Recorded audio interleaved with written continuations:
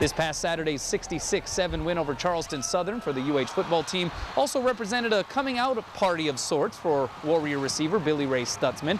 The redshirt freshman out of St. Louis recorded the first 2 catches in his collegiate career. One of them, a 16-yard touchdown reception from Bryant Moniz. And with left wide out Rodney Bradley nursing a hamstring this week, Stuzmann is one of the options to fill the bill against Louisiana Tech Saturday. It's a great feeling. Just last year I redshirted and, it got me kind of down. But this year I'm in the rotation. I mean, things are really looking up. I'm going to make, the most of my opportunities right now. And I've been running this offense, ever since, 7th grade in high school. My brother brought me along it, and it's just real easy for me to pick it up. The route combination, the names, it's all similar, and it's all really easy for me.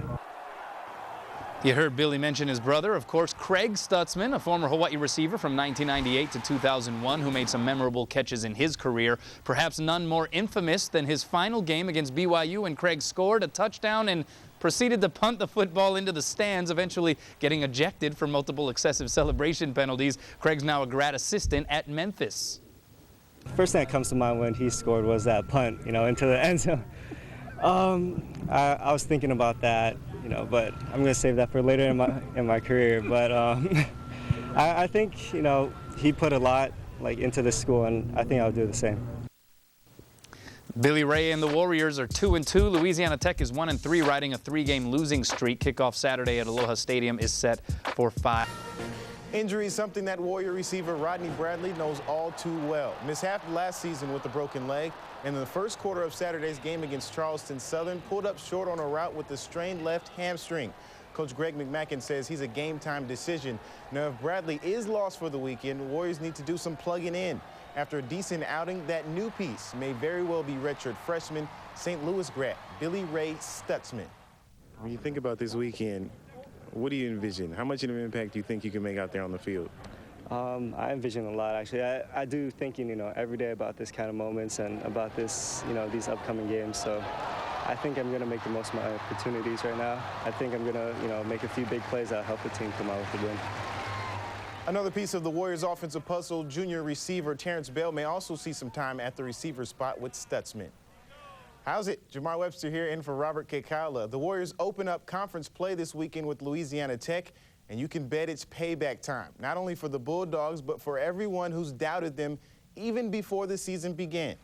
Where people have picked you guys to finish in the conference, how much is it more motivating to come out and make a statement, this game being the conference opener? Oh yeah, it's always motivation for us. It's in the back of our minds that we did get picked really low for the WAC, and we're kind of a little insulted about that. So we're just going to come out and try to put together a good showing. I just talked to the players that the press and the coaches all picked us from 5th to 8th, and La Tech is ranked above us. We've been underdogs all year long anyway, so it's just part of the deal.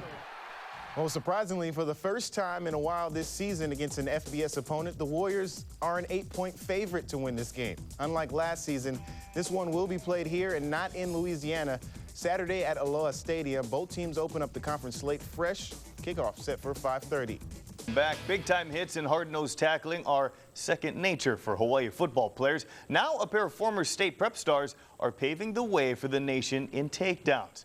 Let's begin with the Warriors' very own Corey Paredes, who is second in the country with 53 total tackles in 4 games. The Castle grad is averaging 13.25 per contest. The only player he's trailing in the entire nation, Notre Dame's Manti Te'o, who has 54 tackles, or one more than Paredes, and he's averaging 13.5 per contest.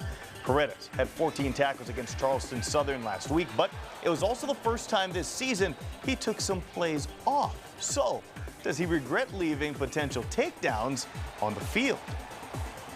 When I start playing, I like to stay in and play, but it's good to get some other guys in and get some playing time too. But to tell you the truth, I really wanted to stay in and play. Coming from Hawaii, everyone knows that Hawaii likes to play defense, so having Manti the leader and me right behind him, chasing him, it is kind of surprised that we're from Oahu, but we play defense in Hawaii, so. So, here's how the two local boys stack up against the rest of the country. Te'o and Paredes have more than a dozen tackles than the nearest competitor. Hawaii also has some national stars on the offense, though. Quarterback Bryant Muniz, he is the country's second leading passer with 1,337 total yards and second in touchdown passes with 12. Meanwhile, receiver Greg Salas, he's 8th in receiving yards with 412. And Kealoha Pilares is 3rd in yardage, hauling in 465 yards and 7 touchdowns, which is 2nd in the land. Pilares says he's just humbled by the numbers. You know, it's always been something to strive for the best, you know. No matter what position you play, you always want to be up there, the best in the country.